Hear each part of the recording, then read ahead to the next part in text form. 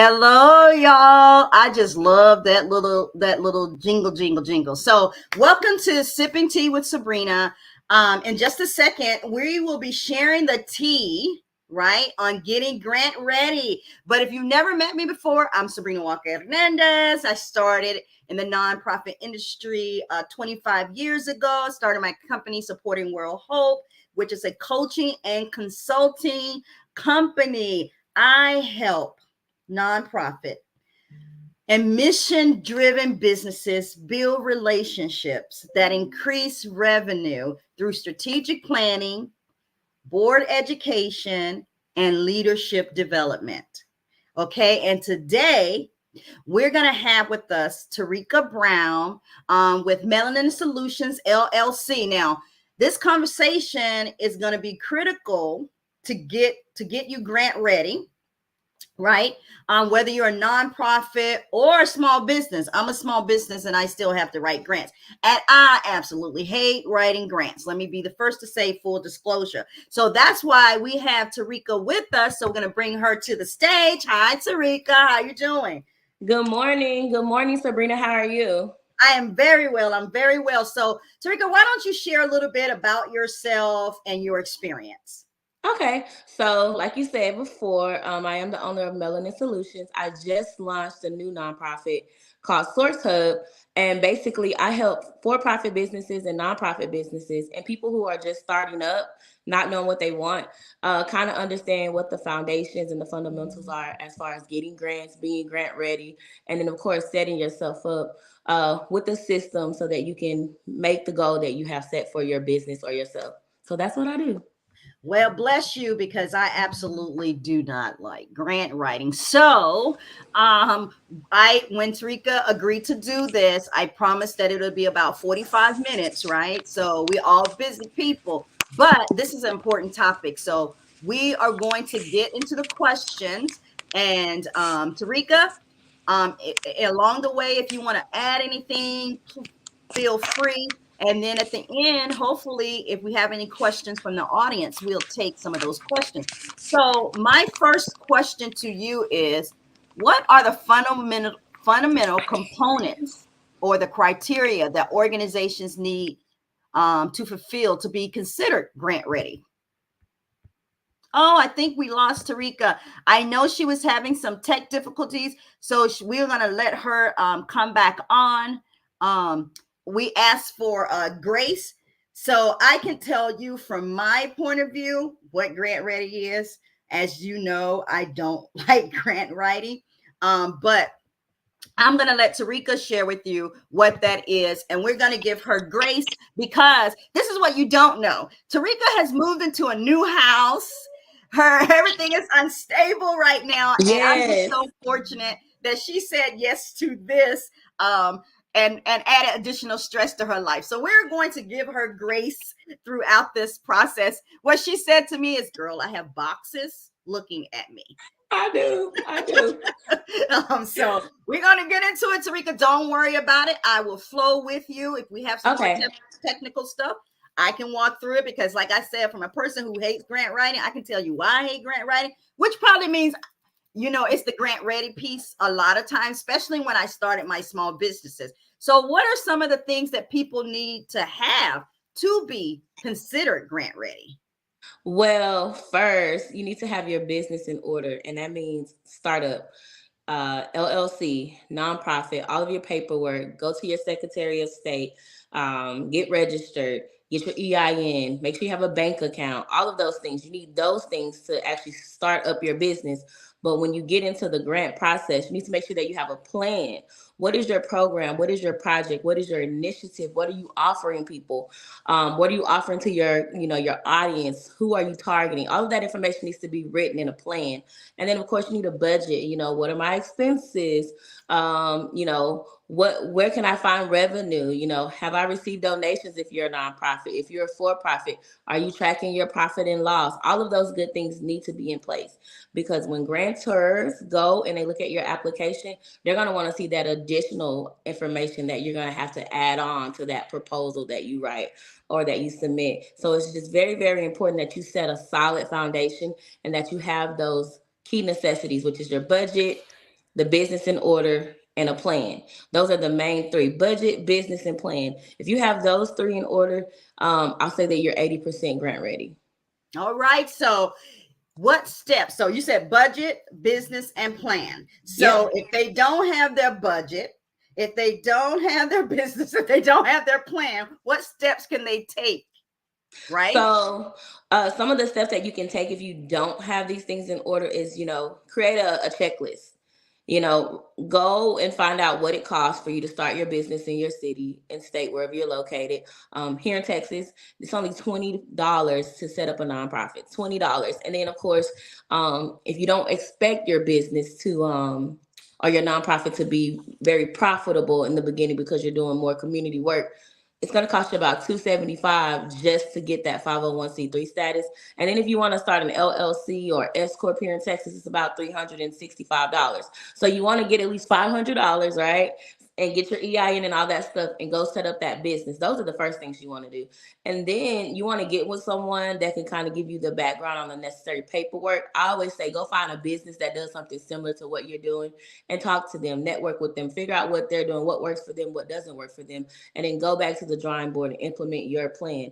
Those are the things that you need to have in order to even get to the budget writing part or the program writing part, because you want to know what you're doing. So start off by just initiating that business, getting it started, opening it up, and then, bank account, all of those good things come next. But you want to just make sure that you solidify that foundation first with starting up the business. You know what, Terecka, before we get to the next question, I appreciate you so much because you understand that when you start a nonprofit, you have started a not-for-profit business, and Yep. it is a business, and you use the correct terminology. Profitability.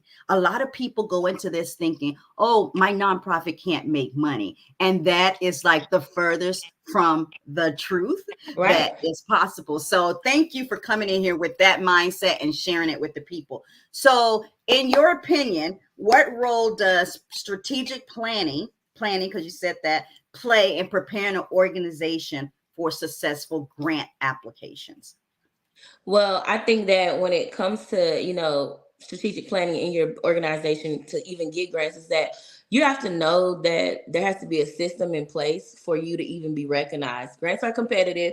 Everyone's not going to get them. And so if you don't have these things in place prior to submitting for a grant, then you might as well consider yourself, not going to be able to get that grant. And I say that because you have to make sure that you don't skip steps when you're doing things. And when you strategically plan, you have that checklist, you know exactly what you're doing, and then you put a system in place and you follow that system from A to Z, and that's how you end up getting a grant. I'll give you an example. There's a nonprofit that I've been working with since 2020.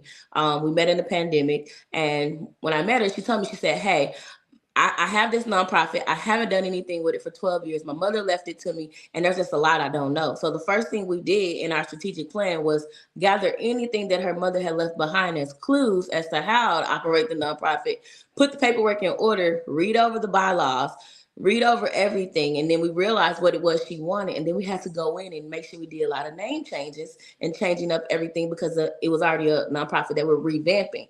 And so we made sure that all of that was in order, make sure all the bank accounts were in order, and then here it is, 2024. This organization now houses veterans. We have a medical foster home in partnership with the VA. We just received a grant from Whole Kids Foundation, where we're able to start a youth garden. And then the third one is here in a couple of weeks now, April 8th, I'll be in Little Rock, Arkansas, where this nonprofit is located. And we're doing a big event for the Eclipse because we were one of the recipients of an award from the Simons Foundation. And because of that, because of the work that we put in the strategic plan, we didn't skip any steps. We made sure that everything was in order prior to even going for grants. They were able to say yes to us. Now, one of the applications we submitted, they said no because we didn't have some certain things in order. But because they said no, we were able to go back, get that in order, and then go back and they awarded us the grant. So I say all that to say this: when you strategically plan what you're doing, just set goals. Mm-hmm. Know who, what, when, where, and why you're doing what you're doing. Map all that out and follow that plan from A to Z, and you'll get funded. Hallelujah. I'm just saying, people don't like to plan. They think they get their 501c3 and they are grant ready, and that's just not the case. So It's I'm not. happy you're saying it because, this question is not here, but here's the other thing. I have someone in my Facebook group, and this is streaming to the Facebook group that says, there's a lot of scammers in this group because they're grant writers. And my assumption is, because I asked for clarification, my assumption is you are hiring a grant writer to write the grants, but you're not grant ready and you're not getting the grants. So you think, oh, they're scamming me. A grant writer just writes the grant. They use what you gave them. That you got to get yourself in order.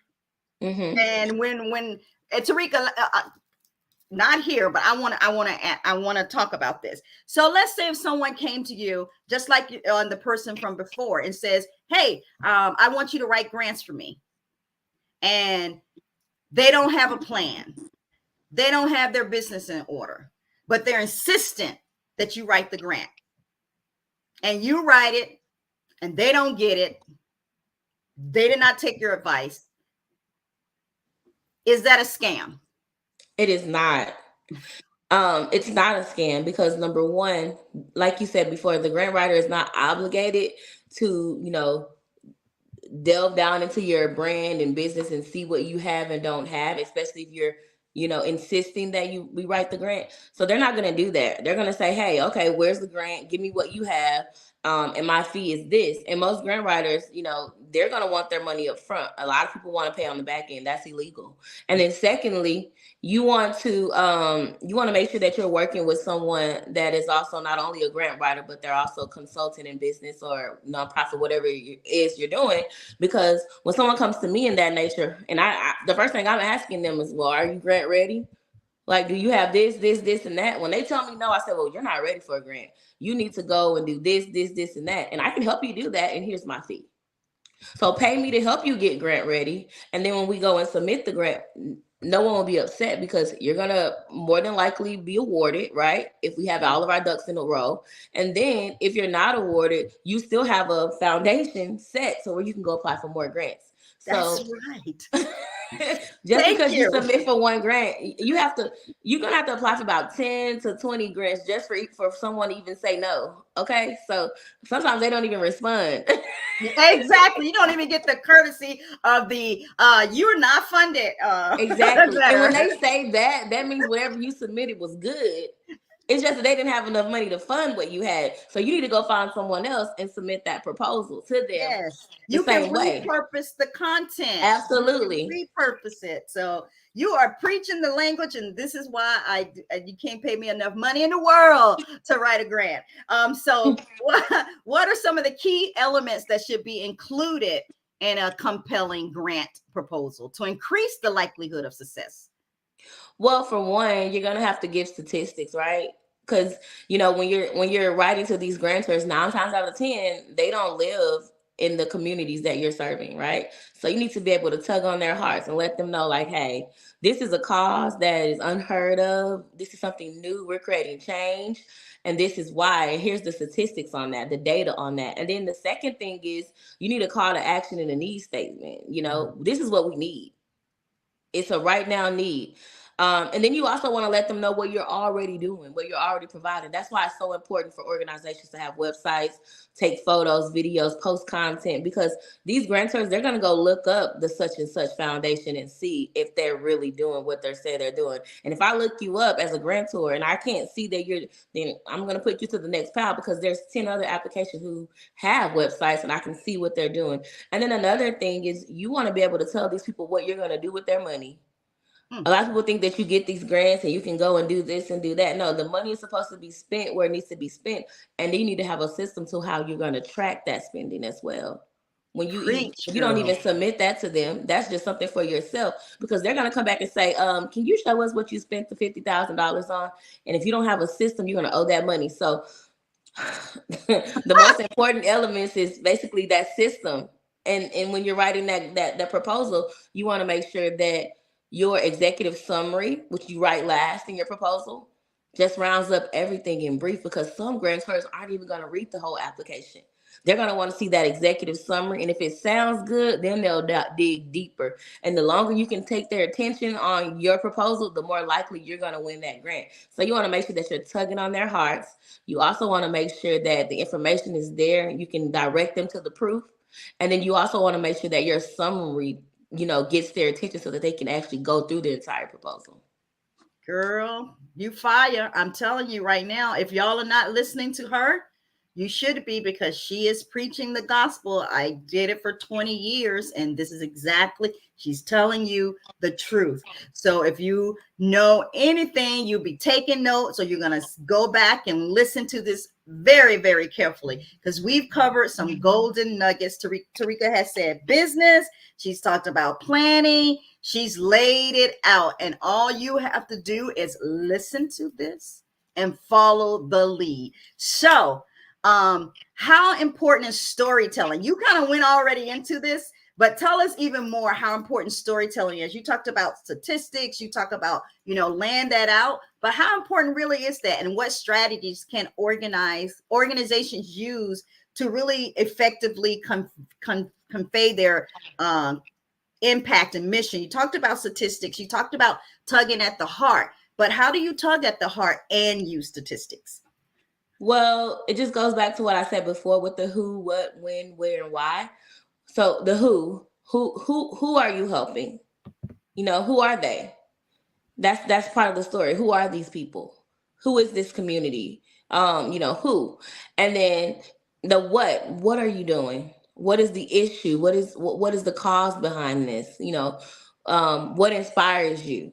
What makes this so important that you need to be a part of this and you need support? Who, what, right? And then when are you doing this? When did you do this? When did you notice this? Like, all of these things matter. Where, you want to talk about where this is located at, what that area looks like. Do you come from that area? Do you know people personally? Do you have surveys? And all of those things. And then when you're talking about why, the why is where you really tug, because you're able to compare and contrast. How they say don't compare things to each other, and when you're writing these grant proposals, yes, you want to compare, and you want to say why it's important, because a lot of times people don't even realize why something is important unless you tell them.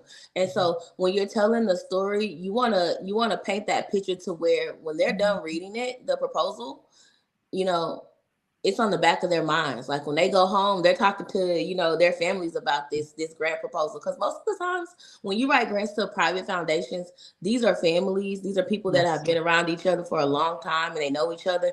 And so your proposal needs to tug on, at least 3 to 5 people in the group's heart, because everyone's going to think about that. Like, there's always a method to doing what you're doing. Now, if you just say, oh, we just need money because, we want to, give food out to the homeless. Okay, that sounds good. That's a good cause, but there's a lot of organizations that's already giving out food. But if you say we prepare hot meals on Saturdays and Sundays, and we feed 750 families who, had we not done this, they probably wouldn't have a meal. And then additionally, there's out of the group of 750, there's 500 children who we provide books to. We give them socks. We even wash their clothes on the weekends for their families if they can't afford it. We have a laundromat that we're partnered with, and they let us use it for free. Like, when you're going into detail and you're really painting the picture, people are seeing these families line up for these meals. They're seeing these families go into this laundromat and wash their clothing for free. They're seeing that versus saying, we just feed the homeless, people that are less fortunate, and we let them wash their clothes. Like, would you want to give me a grant if that's all I said? But if I painted the picture, you're going to be like, wow, I can really see that. And I would love for the money that we have set aside to go towards that cause. So you just have to be able to, tug on their hearts and, like, get their attention and make it, make it be something that really resonates with them, because sometimes people don't even have anything to feel for. And it's your grant proposal that they jump onto. And that's how you get funded. Well, you are speaking. I'm just telling you, you're laying it out there, and you said something critical, and I want to hone in on this really quick for the people that are listening. She said these are grant applications more than likely going to family foundations. So I think here's the deal. When I say I hate grant writing, I hate writing family foundation, federal application, state application. I'm not talking about like the retail applications for like Walmart or Target. Those are kind of cut and paste, right? That's easy. Yeah, that's Those are simple. easy. So she's talking about those 50,000 plus grants, those family foundations. That's where you have to paint the story. That's where you have to go into those details like that. So understand there's levels to this grant thing, right? And you got to prepare to be grant ready. If you want those $50,000, if you want those $100,000, you got to prepare. You just can't walk through the door and say, oh, I have my 501c3. So Terecka is very much telling you everything that you need to know to get ready for these foundations. And so with that in mind, what are some of the common pitfalls that organizations should avoid when they're applying for these types of grants? Um, don't rush through the applications, and make sure whoever you do have, writing grants for you, that they're, actually making sure that you have these things in order prior to submitting.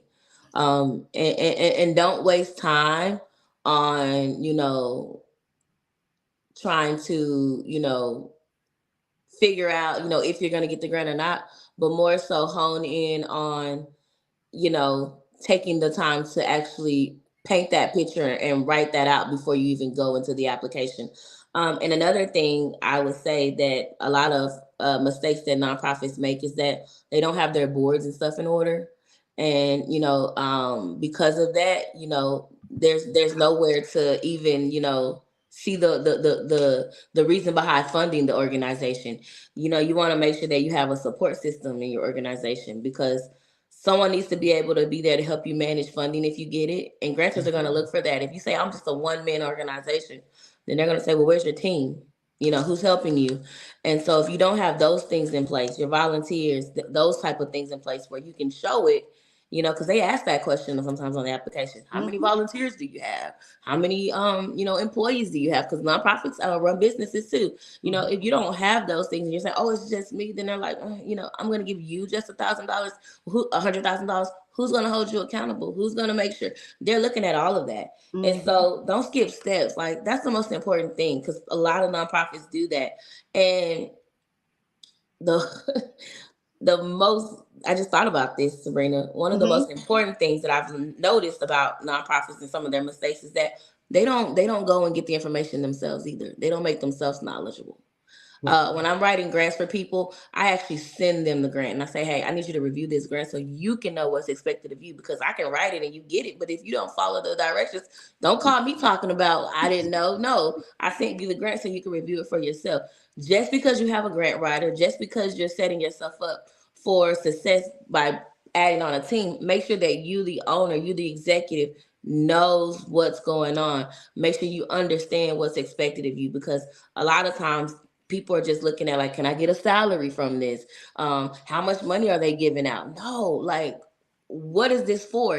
Understand all of that, because if you don't, you'll end up in the long run, like, not even, doing the right thing with the funding or whatever, making mistakes. So I am smiling at you because I had a grant writer when I was a CEO of my organization, and she would do exactly what you would do, and then I wouldn't read it sometimes. And then when we got the award, I know, I'm just being honest. And then when we got the award, I'd be like, what do we got to do?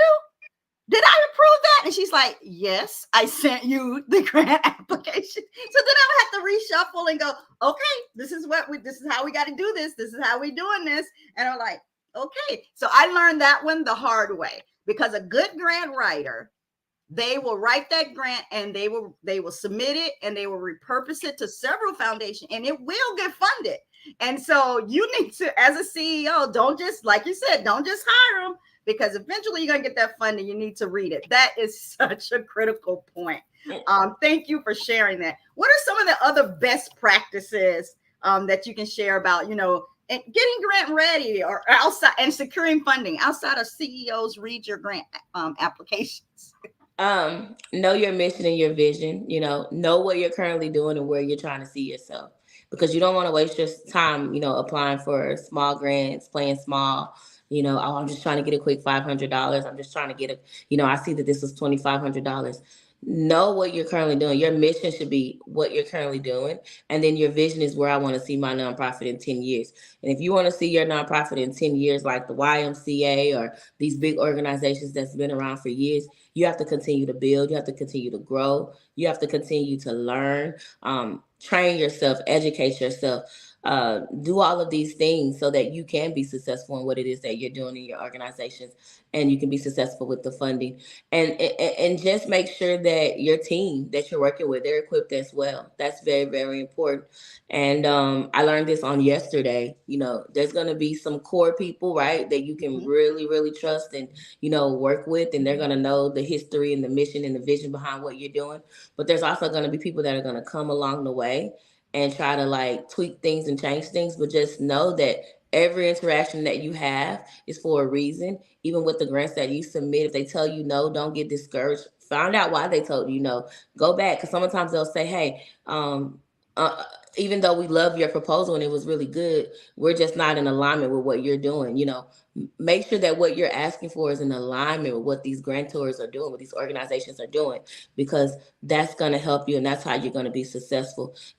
I'll give an example. You might just want to help, women with children. Well, there may be a lot of organizations that, fight for or fund for domestic violence. A lot of people that are going through domestic violence, they have children. So you Mhm. might want to kind of align more with the domestic violence so that you can still help the women and children. Mhm. And so that's just important as well too. That's how you be successful.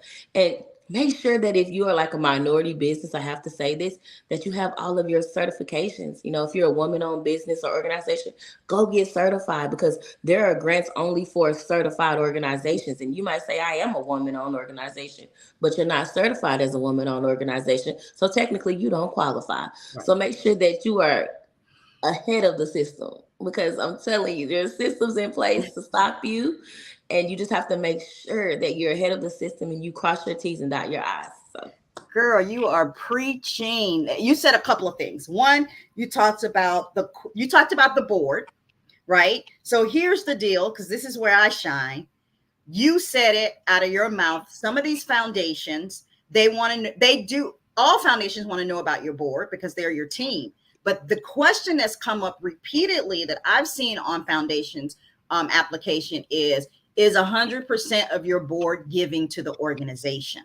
oh my gosh. I tell people all the time, they look at me crazy. I was just meeting with a church recently, and I said every board member needs to pay $1,000 a year. And they're like, what?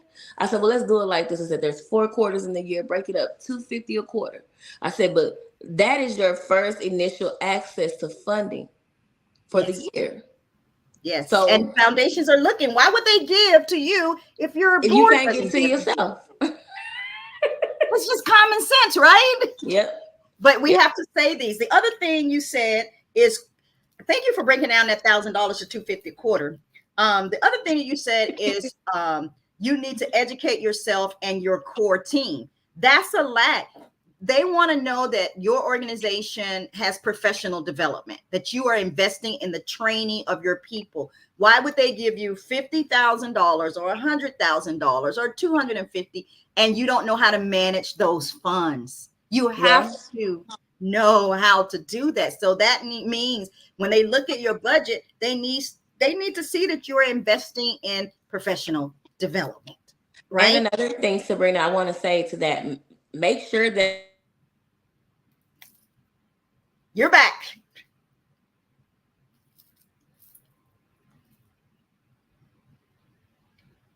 So she's going to come back, but I'm going to continue to talk about that professional development because she's laying some real nuggets down for y'all. And I don't know if you hear them, but board foundation grants moving to this next level, you have to have board investment. You have to have budget for professional development. So if you just started your nonprofit, or you're out there and you don't have your budget, you don't have professional development in there, you're not talking about your board about giving. All of these things are impacting your grant readiness. Terecka, I'll let you take it over from there. Yeah, and the one thing I wanted to say is just make sure that thank you, Sabrina, make sure that your board members are not just like your friends and family either. because a lot of times people just list them because they don't have anyone to list. If you don't have anyone to list, then you don't need to start the nonprofit just yet, because the people that you're listing, Girl. they're not going to show up and support you or even be in the capacity of whatever you've given them, treasurer, president, advisory board member, whatever. If those people that you're listing can't complete those tasks, don't put them there, because when they look at the names of your board members, they want to go and Google their social medias and check out who they are and what they're doing. And if you got your daughter and her best friend and they're out, doing whatever on the weekend, and they're not supporting the cause that you have listed in the grant proposal, they're gonna look at you sideways. And so it's very, very important that it's just clean. And you go out and you get people that you connect with and network with and say, hey, I see that you're a community leader. I see that you're an advocate. Would you mind sitting on my board? We have the same mission and the same vision. You have to go out here and interview your board members like you would employees. Excuse me, but if you were getting in a new relationship, I hope y'all out here interviewing people, whatever. But you want to make sure that you're not just using any old body. And, daughters, mom, people in your family, it's all good. But if they don't have the mission and vision at heart, it's not going to work. So save yourself some Woo! time. Girl, you made me. I was up and then I went back. I said, "Oh no, here she go again." This is wonderful because this is messages that I send all the time. That I call it the Bubba theory. And so we got a last question, and then I got comments blowing up over here. So I'm going to be looking at that. So, but my last official question is: when organizations face limited resources and capacity constraints, what are some strategies that you need to prioritize, or some key areas that they should focus on to really enhance their grant readiness? Okay, so this is something that I literally just started doing in my organization. So people probably done this before, but like the Lord gave it to me and I have to share it. It's a blessing, okay? Start small, right? So if you're limited, start small. Host events. Invite organizations like the bank that you bank with at your nonprofit. Invite them out. Ask them to sponsor you. Go out and get in-kind support. And the reason why I say this is like, okay, everyone has like a Chick-fil-A or like a Nothing Bundt Cake. These businesses in our community that we buy from, right? Mm-hmm. Go and see what it is that they offer for, nonprofits. Get that in-kind donation. You can use the donation as a raffle prize. You can use a donation during an event, whatever, right? But at the same time, when you get the donation, ask them if it's okay if you list them as a sponsor on your website. Yes.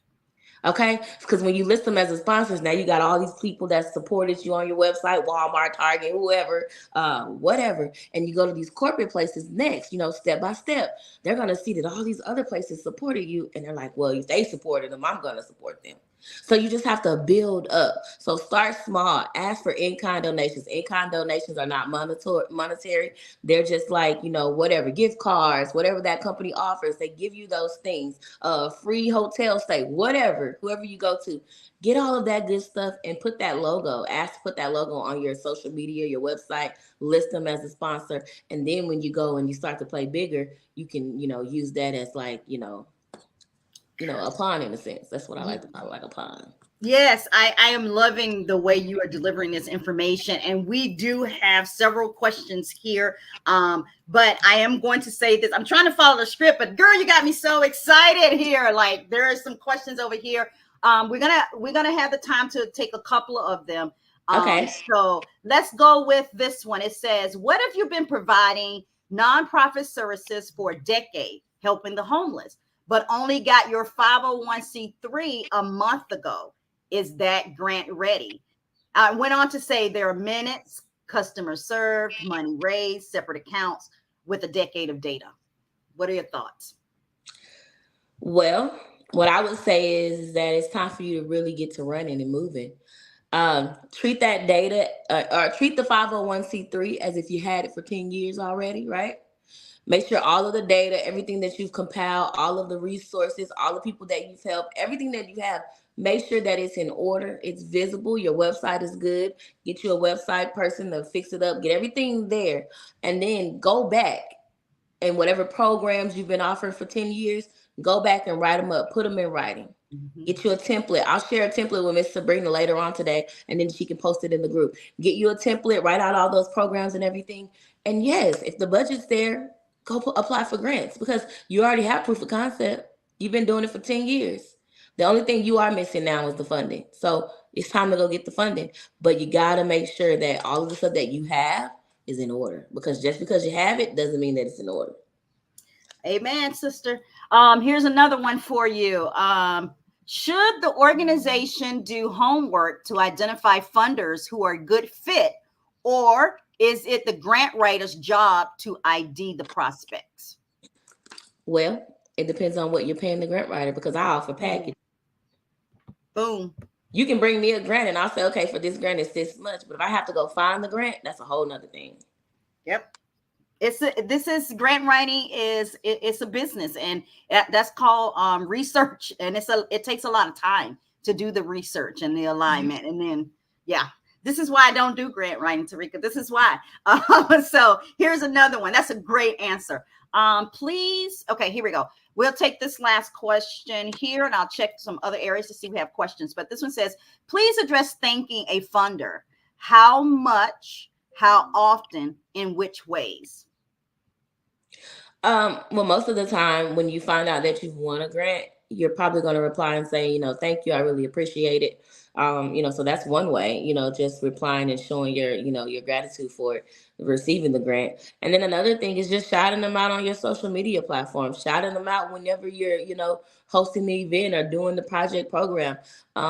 Maybe even allowing them to have their logos on some of your merchandise or materials, whatever it is that you're doing. And then, of course, you can send them a handwritten letter of thanks to the organization.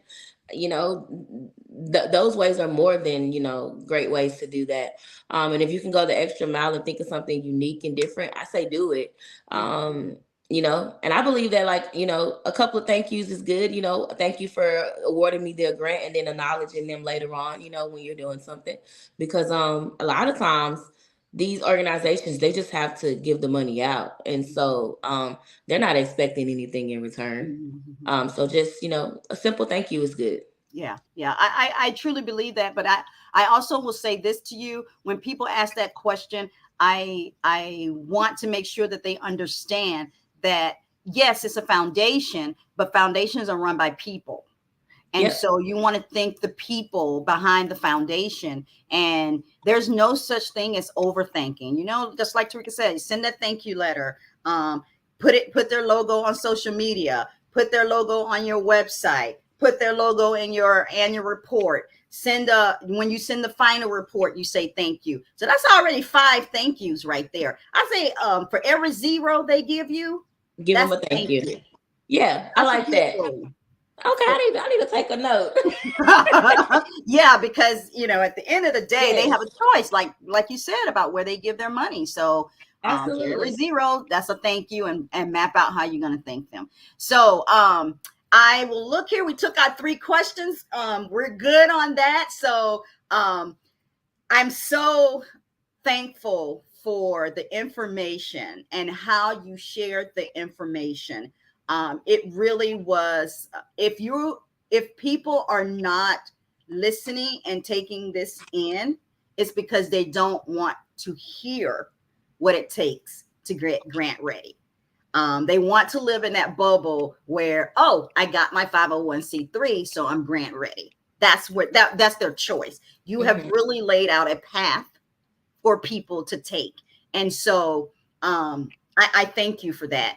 And so how can people get in contact with you? Absolutely. So I am a member of this group, so I'm excited about that. Yeah. Also, you can follow me here on Facebook at my first and last name, Terecka Brown. Also add me as a friend. I also have a website for my nonprofit where I provide resources to businesses and nonprofit. It's called sourcehubglobal.org. You can go check that out, and you can connect with me there. And then on Instagram, I'm at Coach Melanin. Source Hub Global. I'm putting it in the chat. Global.org. Okay, perfect. And I will make sure that I share out your information as well. I am going to make sure you mention that you were going to provide a link. Guys, I will make sure that all of that information gets to you. But what I want to offer you is any final words. My final words is that, today is March 26th. So we are nearing like the last few days of first quarter. If you haven't already started doing anything in your nonprofit or business, I suggest that you start now. We're walking into second quarter, and second quarter and last quarter are the best quarters to prepare for, because that's when a lot of funding is kind of resurfaced, and grants are recycled. So it's very, very important right now that you guys just get yourself set up, get grant ready. If you need any help or assistance, reach out. Miss Sabrina is very knowledgeable, so I'm pretty sure she's giving you all great information already. But if you need help on my end, reach out. I have a lot of free resources that I provide to people where you can DIY, do it yourself. And just don't stop, keep pushing, keep going on what it is that you're doing. And if you can think it, then you can definitely bring it into reality with a plan, and I truly believe in that. It's very, very important.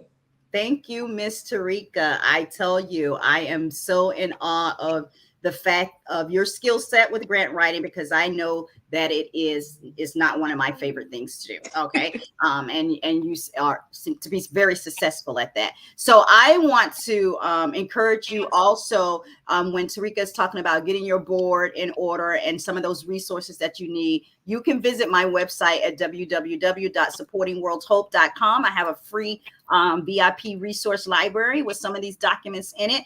Not the grant stuff. You're going to have to go to Terecka for that. But I leave you with this. Your mission matters and deserves to be highlighted in your community. Your mission matters and can be an inspiration to those who need it the most. Your mission matters and deserves to be funded to its fullest capacity. And that's Sipping Tea with Sabrina. See you next time.